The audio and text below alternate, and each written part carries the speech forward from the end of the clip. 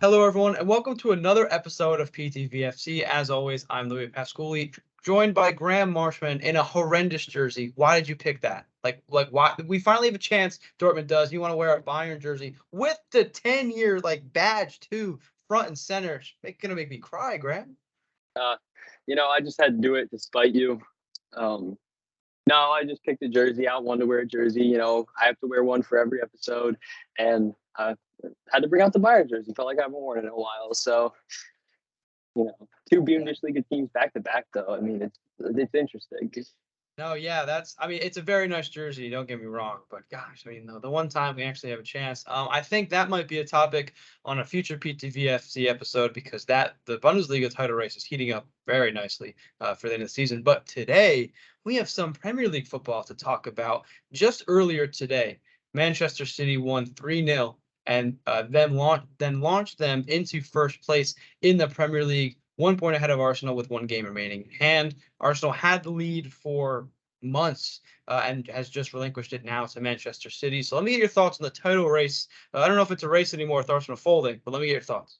I mean, the run of results Arsenal has had in the last few weeks, really just giving City a chance to win it in general, it's a little astonishing. I think in first place because they had such a big lead over because City's results mid season, they weren't probably producing at what they thought they could have been this season, and seeing that Arsenal was really pulling away with it, kind of seemed like Arsenal was going to win it, and then they start these run of games, especially that Southampton one where they draw 3-3, and they probably should have lost that game if it wasn't for some last minute heroics there.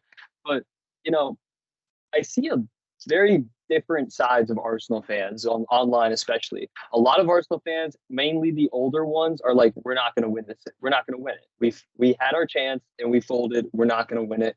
And then the newer fans, the younger fans, they're very hopeful. They're very optimistic that they maybe can pull it out over City. But City do have a 1 point lead on 79 points with Arsenal at 78, and City have a game in hand.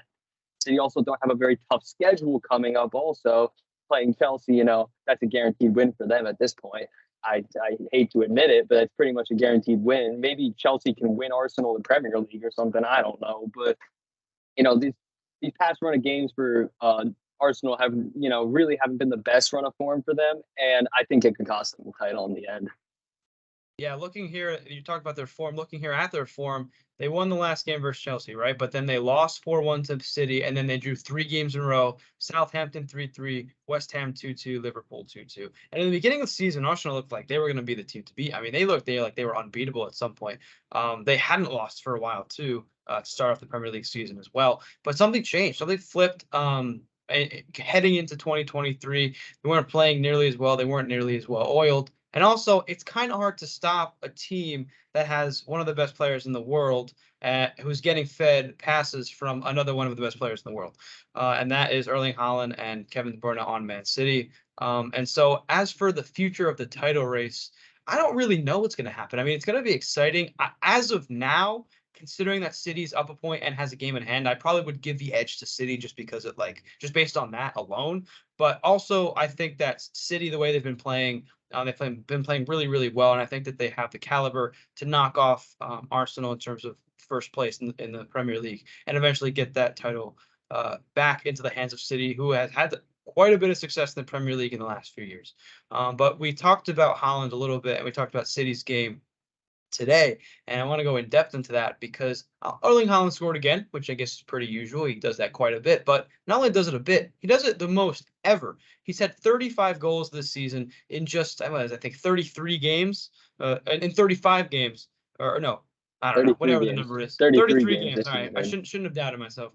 33 games. There's 5 games remaining. Meaning he can score even more goals before the season is over. Gosh, what an amazing season from Haaland. Yeah, I mean, they're going to need him to score more goals if they want to win the title too. I mean, it's honestly incredible. 35 goals, breaking the Premier League record for goals, especially when some of the older people like Alan Shearer and them had longer seasons too. They also, I think they played 40 games back then before it became the Premier League. So, breaking that record is honestly incredible. He beats out Luis Suarez, he beats out Mo Salah, he beats out all of these guys who have, we thought this record was unbreakable. And Erling Haaland not only does it, which, maybe people expected him to do this, but not his first year in the Premier League, which is one of the biggest things.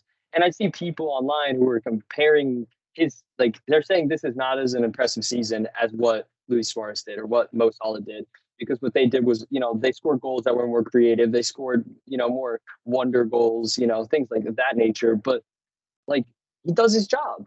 I don't see the problem with Haaland breaking this record, because Haaland does his job. He gets his goals in the box. He's the most clinical player in the world. So when he's getting those chances, he's putting them away every single time. And, you can't, are you going to blame the guy? Like, he's leading his team to the top of the Prem, and he has the most goals in Premier League history. So I can't personally say this season is people saying it's not as good. I think it's just as good as Luis Suarez and Mo Salah, maybe even better, because, he's done it in less games. He's done it with maybe he has like the talent around him to get there, but he's just doing the things that he is asked to do, which is score goals when he is provided the opportunity to score goals, and he does it every single time. Darwin Núñez could take some notes with Haaland's finishing. That's all I have to say.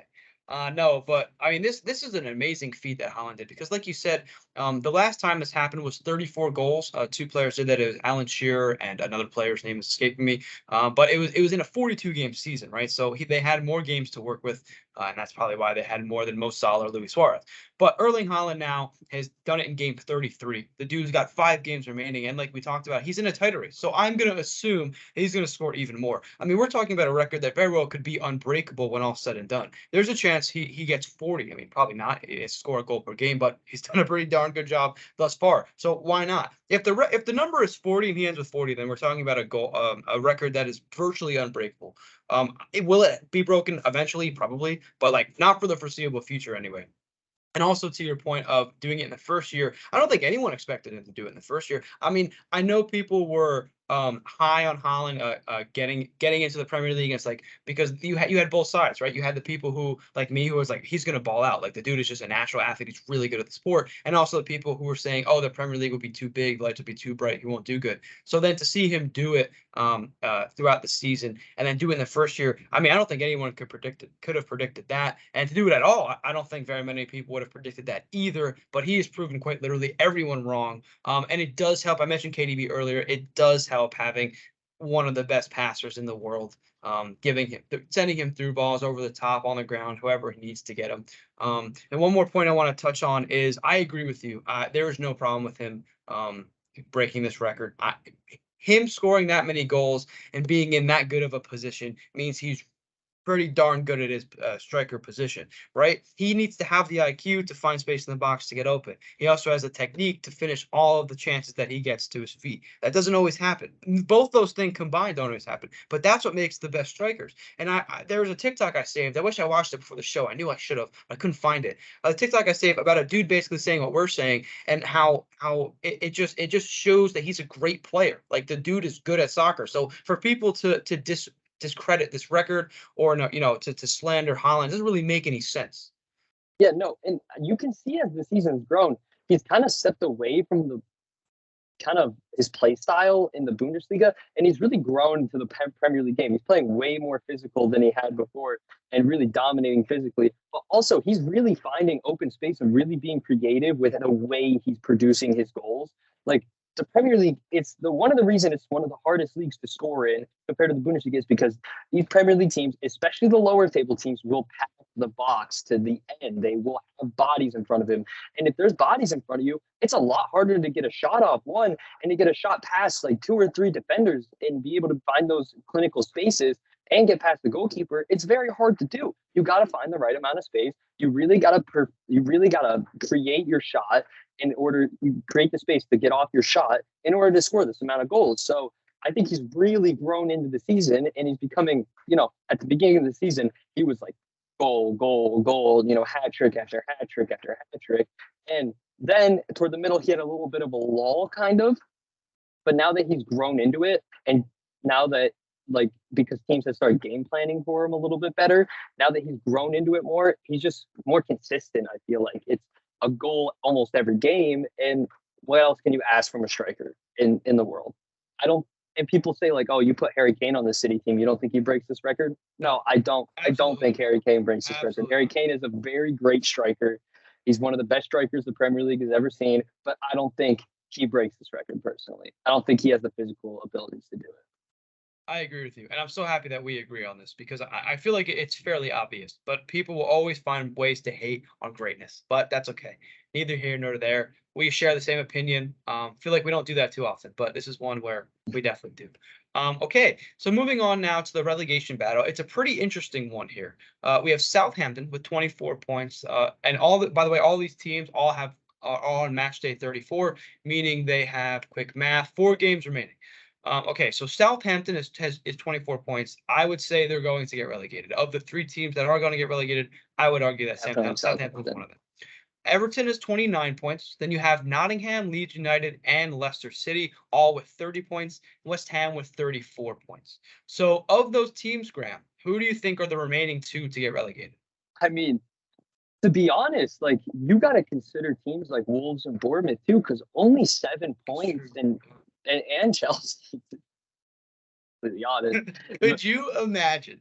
Nah. Well, I think that there is a rule. I believe that if you get 40 points, you cannot get relegated. That's the rule. You get 40 points, you cannot get relegated. So Bournemouth and Chelsea could literally draw this weekend. They play each other, and they're both safe. They're both out of the equation. So I think Bournemouth and Chelsea are definitely safe. Wolverhampton, I think that they have started to improve toward this end stretch here. And they still a little shaky on defense, and offensively, they just don't score a lot of goals. It's just they're just a shaky team overall. So I think that 37-point drop is probably could end up hurting them in the end. They could drop points here. And West Ham, man, what happened to West Ham? They were so good last year. I mean, they were in the top half of the table. They were in 4th at one point during the season. And, they just haven't had a great year. And same with Leicester City, man. Leicester City tied with Leeds and Nottingham Forest for that last relegation spot. Like, this is a Leicester City team that won the Prem not even 5 years ago. Like, you really think, like, man, these teams have been just the teams that we don't want to see here are here. And I think that I hope Leeds can be safe. They have Madison, they have Harvey Barnes, they have Jamie Vardy, they have the players to be able to get themselves out of this strut here and to be able to just finish and just keep themselves safe. They should be able to. Leicester definitely should be able to. Leeds, on the other hand, I don't know. Leeds have a very talented squad, but man, they just can't seem to put it together, especially toward the end. And then going down to Nottingham Forest, they've been inconsistent all year. They have stretches where they're really good. They have stretches where they're horrendous, and they just can't win a game. So you just don't know really who's going to win this one. It's so tight and it's so convoluted. And I think the only 2 teams that I'm guaranteeing are going down for sure are Southampton and Everton. And it's sad to say because Everton, is a historic club. Like, imagine a championship team playing at Goodison Park. It doesn't even make sense in my mind that Goodison Park will be a championship stadium instead of a Premier League stadium. But, they dug themselves this hole. They haven't made the right purchases. They sold their future away to other clubs, and they haven't appointed the right managers. So it seems like Everton is probably going to go down, and I think Southampton goes down along with them. Other than that, if I had to make the call right now, I'd say Nottingham or Leeds. I think Leicester saves himself, and the Nottingham or Leeds go down. Yeah, I like a lot of what you said. So I agree with Southampton. I think they're too far gone to stay up. And Everton, they certainly have made some questionable decisions. And I feel like this has been coming for a while now. I remember 5 to 6 years ago, they were always hanging around top 6. And then 3 or 4 years ago, they started to tail off really heavily. And I remember, wow, they're like 11th. And it's like, oh, wow, they're like 13th. So the slow decline of Everton has been happening for a few years, and nothing really has been done. I mean, a few signings have taken place, but nothing has really done majorly to try to help Everton in that squad and help them from being relegated. So it's just kind of unfortunate to see because, like you said, they are a pretty historic Premier League club. Nottingham Forest also is really, really streaky.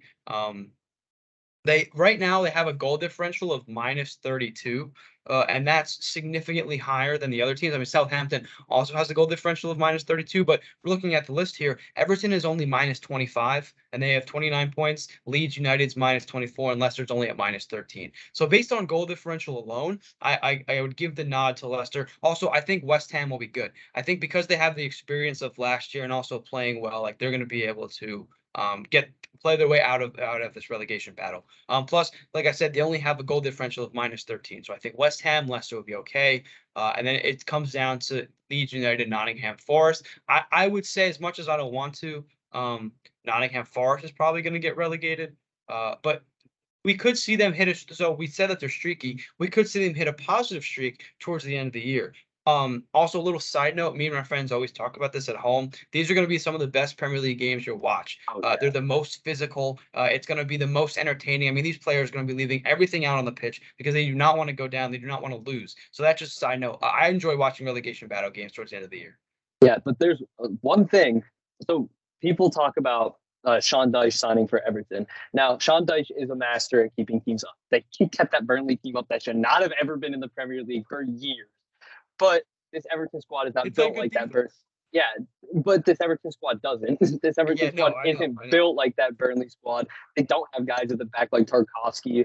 Well, actually, they do. Tarkovsky's on Everton now. I completely forgot that. But like, I just don't think they have the rest of the squad though to really keep them up. And the only reason I think Leeds will go up and Nottingham will go down is because Leeds yesterday signed Sam Allardyce.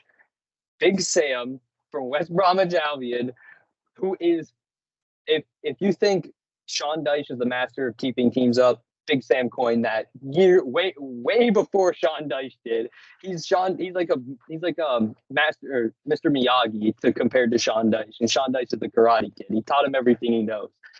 Big Sam is the guy. If you want to hire a guy to keep you in the Premier League, it's him. He gets it done, and he'll probably be. If they do stay up, he'll be sacked at the end of the season. They'll let him go, or he'll leave because that's just his specialty. His specialty is beating teams in the Premier League, and that's one of the main reasons why I think Leeds will be able to stay up because Big Sam, for some reason, just always finds a way to keep his team up, and that's just what he's good at. And that will certainly be something to look at. Also, something to look at here. I'm looking at the remaining schedule. So for Leeds, they play Manchester City, then they play Newcastle, then West Ham, then Tottenham. And so let me just take a quick look if Google will load. I believe Leeds has a little bit of a harder schedule. So with those teams that I said, there's two in the top six, I think. Yeah, the three. You're right. No, three in the top six. And then also West Ham, who Are is, fighting for relegation. they got to fight. They're only 4 points safe. They got to fight. I was gonna say West Ham is lower, but they're in the same position as Leeds is. And now here, looking at Nottingham, Nottingham, I'm just seeing Nottingham Forest's form, and I think they've lost 5 games in a row leading up to this. But nonetheless, Nottingham Forest. Oh, come on. Nottingham Forest. Oh, they have won. They won 1 game out of the last 5, but they play Southampton, Chelsea, Arsenal, and Crystal Palace. I think they beat Chelsea and Southampton. Yeah, I'm not even kidding. I'm not even kidding. Chelsea. I think what has happened with this Chelsea team is that we've set into mediocrity at this point, and they just have nothing to fight for, and they don't want to fight for anything. Mm-hmm. Like Reece James, I think what Reece James did was smart personally as a Chelsea fan, taking the rest of the season off to nurse that hamstring injury. Same with Mason Mount, who's been dealing with this abdominal injury. We don't need them to play. We don't need them to play. Like our squad is good enough that we shouldn't need those two to beat Nottingham Forest or to put up at least a fight against Arsenal, who absolutely ran us over until the last until the last 30 minutes of the game when Lampard decided to sub on the players who want to prove something and aren't just going to sit around and mope and whatever. But I think Nottingham Forest gets two wins out of that. I think they beat Southampton. Oh yeah, Southampton's going to be fighting for their lives. But Southampton's just a subpar squad. They're a championship team now at this point. Like they're just not very good. And yes, they're going to be fighting. So is Nottingham. So it kind of cancels each other out there. But Palace and Arsenal are 2 very hard games, and it's going to take a lot to win. Now the Leeds schedule is honestly terrible. I feel so bad that that's their next few games coming up. You have Man City, who's in first. You have Newcastle, who's in second. You have Tottenham, who's in sixth. Like, that's a terrible run of games there for a relegation battle, but I think Big Sam can get it done. Uh, I think he can get a result against Tottenham. The biggest result is if they can beat Tottenham. I don't think they'll beat Newcastle or Man City. And like I said, if Nottingham Forest can get streaky and get hot at the right time, they have an easier schedule. I think we could see them staying up. Like I said on a few podcasts earlier, I like Nottingham Forest because they have the same name as my high school. Nottingham High School, Nottingham Forest. Got to root for them. But that will do it for this episode of PTV FC. For Graham Marshman, my name is Louie Pasculli, and we'll see you next time.